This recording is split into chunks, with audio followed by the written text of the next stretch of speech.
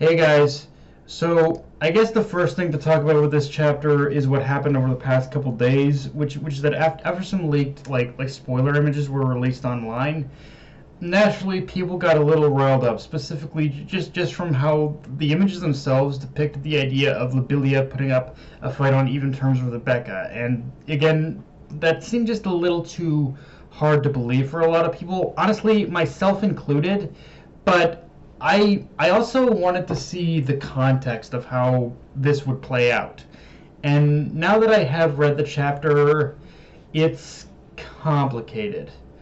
Cause okay, learning just the idea of from learning that Labilia had been training in a style of karate isn't all that hard to believe, and Rebecca admitting that from she herself is holding back after the fact, that does make sense character wise. As for whatever differences that she and Labilia have, like she herself, like despite being probably more powerful in hand-to-hand combat than Labilia, she generally does not want to hurt Labilia at all.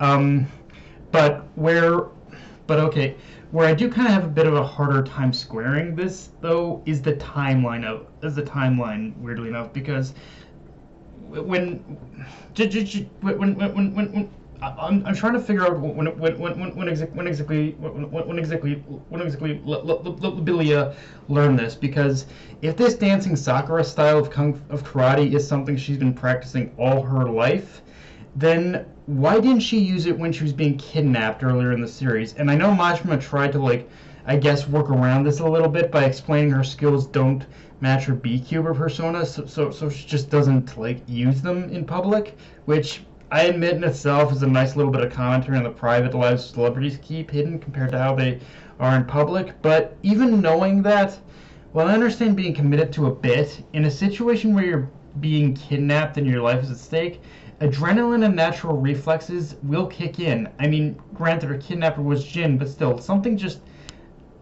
does not add up here. So it works, but it is a tiny bit contrived in how there didn't seem to be all that much build up to this, before.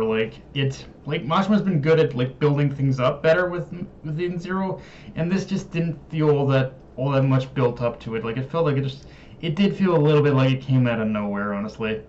Um, with that said, though, let's get to the real meat of this chapter, which is that we learn from the very beginning of the story Labilia has been fighting a terminal illness, and that the one thing that has kept her going, the one that motivated her to become a B-Cuber, despite the short time she had to live, was Rebecca herself, and one of Rebecca's very first videos, which, ironically enough, she pretty much grew, and ironically enough, Labilia grew this immediate fondness and admiration for Rebecca because of that. But when they finally met, and Labilia's vision of Rebecca never matched up to who she actually was, she just grew bitter. And one thing I like in Labilia's admission of this is how Labilia acknowledges none of what she's saying really even makes anything she did to Rebecca forgivable. It was just it was just one of those things where for her it was a natural evolution of both her admiration, resentment, and even just fear of what would happen, fear of ultimately how she kind of come to accept her fate, kind of mixing together to create this current dynamic. It's an oddly almost too realistic portrayal of how stuff like that can happen in real life, and how our public perception of someone can change on a dime once we get even the smallest glimpse into their private lives. And the thing is, this can apply to any situation, whether it's with someone we consider a celebrity or someone who's even just part of our life, family, friends, and just generally everyday relationships in our lives. This is something that can kind of happen to anyone when we just learn of something big that they've been keeping a secret from us for many years. Um, but even knowing that this chapter is basically everything I wanted it to be, and honestly even more. Just seeing Labilia and Rebecca talk to each other, truly understand each other, letting everything out, no hiding behind the BS anymore, just getting to know who they really are, and I'm not gonna lie, this has me really torn on where I want Mashima to take Labilia's fate, because I'm I'd be really behind her being like cured by Sister if it's possible, but I'd also be fine with her dying oddly, because like, despite what Labilia says about living with more regrets, there really is none left other than maybe the ones Rebecca may have with her, and which, yeah, let's also talk about that, because despite Rebecca desperately wanting to help and say sister and reassuring Labilia that Sister can cure her, Labilia's fears that she expresses in this chapter are a genuine one. Being told time and time again by doctors, medical professionals, time and over again that there's no cure for her disease. After a while, like after being told many times over that something can't be cured, you tend to just kind of be in that place where you're just accepting of your fate. So for as much as Rebecca means well and wants to save her, Labilia's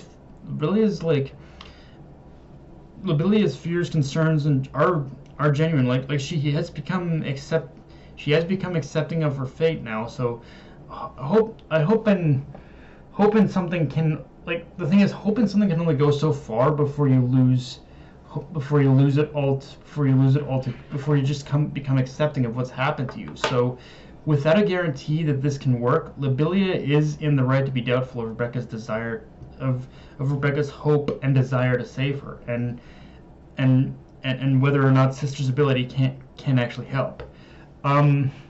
With that being said, let's talk about Shiki's proposal, because he contacts Holy and basically says that he is willing to work with her, but only if she is under his watchful supervision aboard the Eden Zero. And this weirdly is one of those things where I want to believe that Shiki made the right call, but at the same time I feel he's actually giving her even more of a foothold by bringing Holy on board rather than keeping her at arm's length and having them travel in separate ships. Because now, unless under strict surveillance, Holy has the ability and the clearance to basically study every nook and cranny of the Eden Zero, both its structural strengths and weaknesses. And that's not even accounting for any weaknesses she could exploit later down the line within the structure of the crew themselves. Like, I can understand how this could be the right call with anyone else or any other situation,